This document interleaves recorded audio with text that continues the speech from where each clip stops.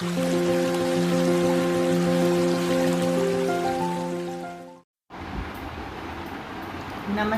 प्यारे बच्चों, आज हम हिंदी का पाठ 6 शुरू करेंगे। पाठ का नाम है पत्र। यानी कि एक लड़के ने अपने मित्र को पत्र लिखा और इस पत्र में उसने अपने मित्र को उत्तराखंड की यात्रा का अनुभव बताया और उसने यह भी बताया कि उसने उत्तराखंड में क्या क्या देखा और किन किन चीज़ों ने उसका मन प्रभावित किया। हम आज उत्तराखंड के बारे में पढ़ेंगे, जो एक लड़के ने अपने मित्र को पत्र में लिखा। हिंदी और संस्कृत में उत्तराखंड का अर्थ उत्तरी क्षेत्र या भाग होता है। यहाँ भारत की सबसे बड़ी नदियाँ गंगा और यमुना के उद्गम स्थल यानी कि गंगोत्री और यमुनोत्री, इसके वैदिक संस्कृति के कई महत्वपूर्ण तीर्थ स्थल भी यहाँ पर हैं। देहरादून उत्तराखंड की राजधानी है। अब हम पाठ शुरू करेंगे। आप पेज नंबर 41 निकालेंगे, पेज नंबर 41। 97 आनंदलोक यानी कि 97 आनंदलोक, विले पार्ले, मुंबई, 30 अप्रैल 2019। उसने पत्र कब लिखा? 30 अप्रैल 2019 को। प्रिय मित्र राघव, ये आपको ऊपर उसका एड्रेस दिया हुआ है, उसका पता दिया हुआ है जहाँ पर उसका मित्र रहता है।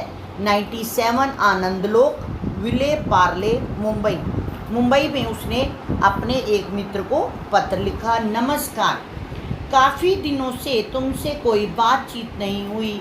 मैंने तुम्हें कितने ही व्हाट्सएप और फेसबुक संदेश किए, कितने ही वीडियो कॉल की, मैसेंजर कॉल की, पर तुमसे बात नहीं हो पाई।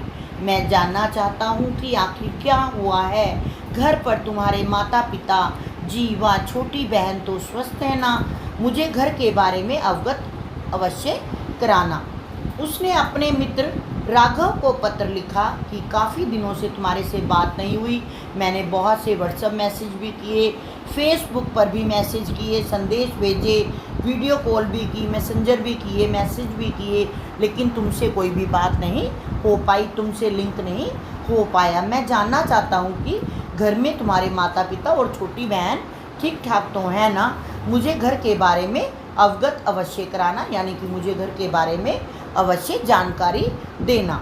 राघव, इस बार घूमने का कार्यक्रम माँ व दीदी ने बनाया था। उनके अनुसार इस बार हम देवभूमि उत्तराखंड की यात्रा पर गए थे। उत्तराखंड को क्या है?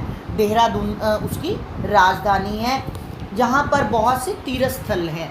तुम्हें पता है उत्तराखंड हिमालय की तराई में स्थित है। तराई किसको बोलते हैं?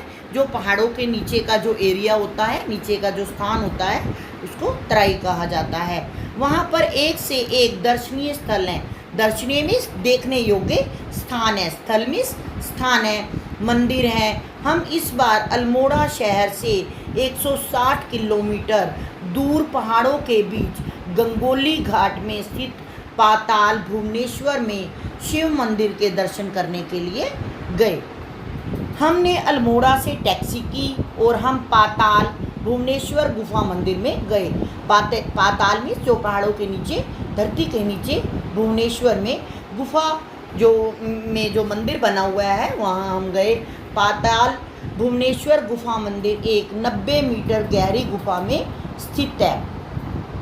पाताल जो भुवनेश्वर गुफा का जो मंदिर है, वो 90 मीटर की गहरी गुफा में स्थित है। गहरी है, उसकी गहराई 90 मीटर है। यह किसी आश्चर्य से कम नहीं, यानी कि यह हैरान करने वाला है। स्थानीय लोगों से पता चला कि यहाँ स्थानीय जो वहाँ लोग रहते हैं, स्थानीय लोगों से यह पता चला कि राजा ऋतुपर्ण सबसे पहले यहाँ पहुँचे थे। किसने वहाँ पहले कौन गया था वहाँ पर? राजा ऋतुपर्ण। इस गुफा के 4 द्वार है, 4 दरवाजे हैं इसके, जिन्हें रण द्वार, पाप द्वार, धर्म द्वार व मोक्ष द्वार कहा जाता है। रण द्वार यानी कि युद्ध का द्वार, यहाँ से युद्ध होता है।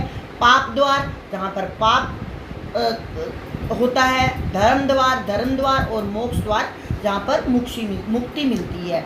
यहाँ पर शेषनाग की पूंछ धरती माँ को संभाले हुए है।